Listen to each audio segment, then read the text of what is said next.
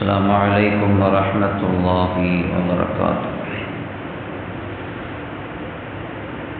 பெருமானார் ஸல்லல்லாஹு அலைஹி வஸல்லம் அவர்கள் சொன்னார்கள், இதா தகல அஹதுக்கும் அல் மஸ்ஜித், உங்களில் ஒருவர் பள்ளிவாசலுக்குள் நுழைந்தால் ஃபலா யஜ்லிஸ் ஹத்தா யர்கஅ ரக்அத்தைன், 2 ரக்காயத்துகள் தொழும் வரை அவர் அமர வேண்டாம் என்று கூறினார்கள். பள்ளிவாசலுக்குள் நுழையக்கூடிய மக்கள் பேண வேண்டிய ஒழுங்குகளில் ஒன்று, பள்ளிவாசலுக்குள் ஒருவர் நுழைகிறார் என்றால் 2 ரக்காயத்துகள் பள்ளியினுடைய காணிக்கை தொழுகையை அவர் தொழ வேண்டும். பள்ளிவாசலுக்கு ஒருத்தர் வர்றாரு, ஒதுவோடு இருக்கிறாரு அப்படின்னா அந்த 2 ரக்காத் தொழுகாமல் அவர் உட்காரக்கூடாது. பெருமானார் ஸல்லல்லாஹு அலைஹி வஸல்லம் எப்பொழுது மஸ்ஜிதுக்குள் நுழைந்தாலும் 2 ரக்காத்துகள் தொழக்கூடியவர்களாக அவர்கள் இருந்தார்கள் என்று பார்க்கிறோம். எந்த பள்ளிக்கு போனாலும் இதே நிலைதான்.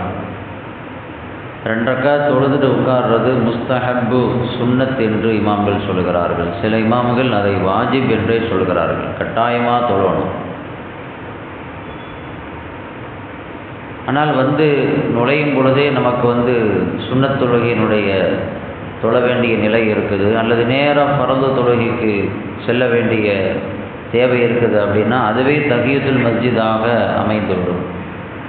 நம்ம நேராக பள்ளிக்கு வர்றோம், கரெக்டாக சுன்னத் தொழுதுட்டு ஜமாத்தோடு சேர வேண்டிய நேரம் கரெக்டாக இருக்குது அப்படின்னா நேராக சுன்னத் தொழுதுக்கலாம். அல்லது உள்ளே வரும் பொழுதே ஜமாத்து நடக்குதுன்னா நேராக ஜமாத்தோடு கலந்துக்கலாம். உட்காராமல் நேராக நம்ம தொழுகையில் கலந்துக்கிட்டோம் அப்படின்னா அதுவே தஹியத்துல் மஸ்ஜிதாக, பள்ளியினுடைய காணிக்கை தொழுகையாக அமைந்துவிடும். ஆக மொத்தத்தில் தொழாமல் உட்காரக்கூடாது அப்படிங்கிறது இங்கே கவனிக்க வேண்டிய செய்தி. இது எல்லா பள்ளிக்கும் ஒரே சட்டம்தான். ஆனால் மஸ்ஜிதுல் ஹராமுக்கு மட்டும் இல்லை.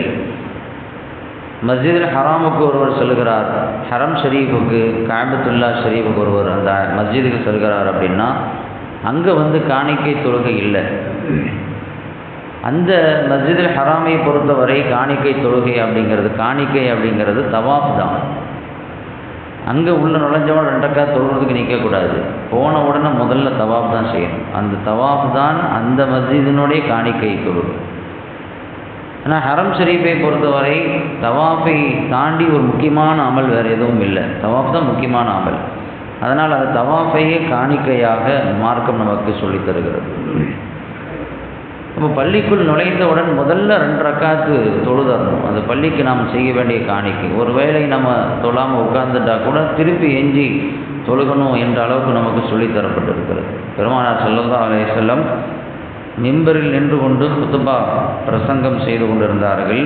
அங்கே ஒரு நபித்தோழர் ஸல்லல்லாஹு அலைஹி வஸல்லம் பிரசங்கம் செய்கிறாங்க அப்படின்ட்டு. பிரசங்கம்னா குத்துபா, ஜும்மாவினுடைய குத்துபா இல்லை, சாதாரணமாக பயான் செய்யக்கூடிய ஒரு நிகழ்வு. அப்போ அந்த நேரத்தில் உள்ளே வர்றாரு, வந்தவுடனே உட்காந்துட்டார். ஸல்லல்லாஹு அலைஹி வஸல்லம் அவங்கள கூப்பிட்டு, யா சுலைக்கு கும் ஃபர்கஅ ரக்அத்தைன், எழுந்து 2 ரக்காத் தொழு என்று ஸல்லல்லாஹு அலைஹி வஸல்லம் அந்த நபித்தோழரை அழைத்து சொன்னார்கள். உட்கார்ந்துட்டா கூட திருப்பி எஞ்சி தொழுகணும் என்ற அளவுக்கு நமக்கு சொல்லித்தரப்பட்டிருக்கிறது.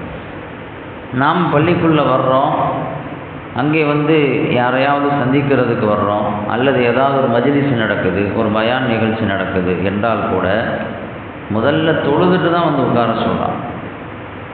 ஒருத்தரை பார்க்குறதுக்கு, ஒருத்தரோடு உரையாடுவதற்கு வர்றோம், அல்லது இமாமையை பார்க்குறதுக்கு வர்றோம் அப்படின்னா முதல்ல 2 ரக்காத் தொழுதுட்டு அதுக்கு பிறகு தான் அங்கே இருக்கக்கூடியவருக்கு சலாமே சொல்லணும் என்று நமக்கு அதற்கான வழிமுறையை நமக்கு சொல்லித் தருகிறார்கள். அல்லாமா இப்னு கையிம் ரஹ்மத்துல்லாஹி அலைஹி அவர்கள் எழுதுவார்கள், பள்ளிக்குள் நுழையக்கூடியவர் மொத்தம் 3 விஷயங்களை ஃபாலோ பண்ணணும். முதல்ல உள்ள நுழையும் பொழுது பிஸ்மில்லாஹி வஸ்ஸலாத்து வஸ்ஸலாமு அலா ரசூலில்லா, அல்லாஹும்ம அஃப்தஹ்லி அப்வாப ரஹ்மதிக என்ற வார்த்தையை சொல்லிட்டு உள்ள நுழையும். அல்லாஹ்வின் பெயரை கொண்டு உள்ளே வருகிறேன், வஸ்ஸலாத்து வஸ்ஸலாம் அலா ரசூலில்லா, சலாத்தும் சலாமும் எம்பெருமானார் முஹம்மது ரசூலுல்லாஹி ஸல்லல்லாஹு அலைஹி வஸல்லம் அவர்கள் மீது உண்டாகட்டுமாக அப்படின்னு சொல்லிட்டு அல்லாஹும்ம அஃப்தஹ்லி அப்வாப ரஹ்மதிக, உன்னுடைய ரஹ்மத்தினுடைய வாசலை எனக்கு திறந்து கொடுப்பாயாக அப்படின்னு சொல்லிட்டு உள்ள வரணும். இது முதல் விஷயம். ரெண்டாவது விஷயம் வந்தவுடன் 2 ரக்காத் தொழுதறணும். மூணாவது தான் அங்கே இருக்கக்கூடிய மக்களுக்கு சலாம் சொல்ல வேண்டும் என்று நமக்கு சொல்லித்தரப்பட்டிருக்கிறது. முதல்ல 2 ரக்காத் தொழுதாமல் உட்காரக்கூடாது. ஸல்லல்லாஹு அலைஹி வஸல்லம் பள்ளியில் ஒரு நாள் உட்கார்ந்துருந்தாங்க.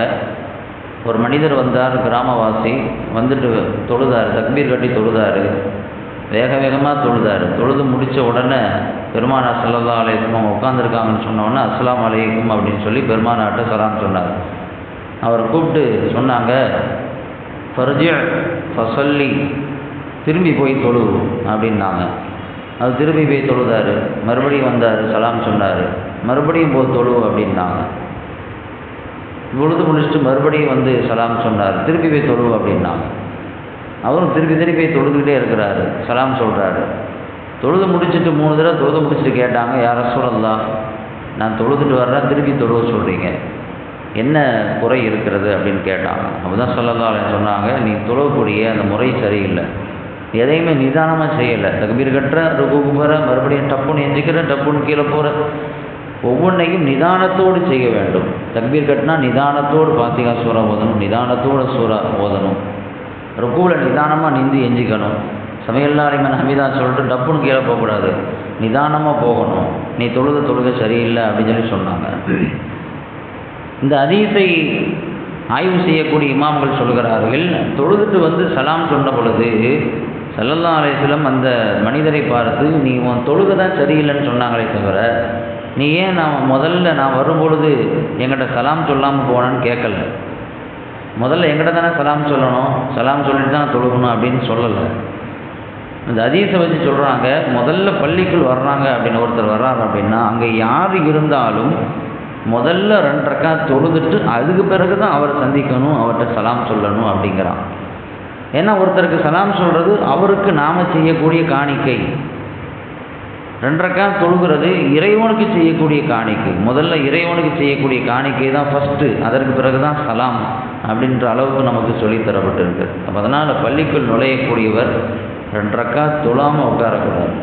ஒருவேளை தொழக்கூடிய நிலை நமக்கு இல்லை, ஒழுவோடு இல்லை அப்படின்னா, சுப்ஹானல்லாஹி வல்ஹம்துலில்லாஹி வலா இலாஹ இல்லல்லாஹு அல்லாஹு அக்பர் என்ற தஸ்பீகை ஓதும்படி நமக்கு இமாம்கள் சொல்லித் தருகிறார்கள்.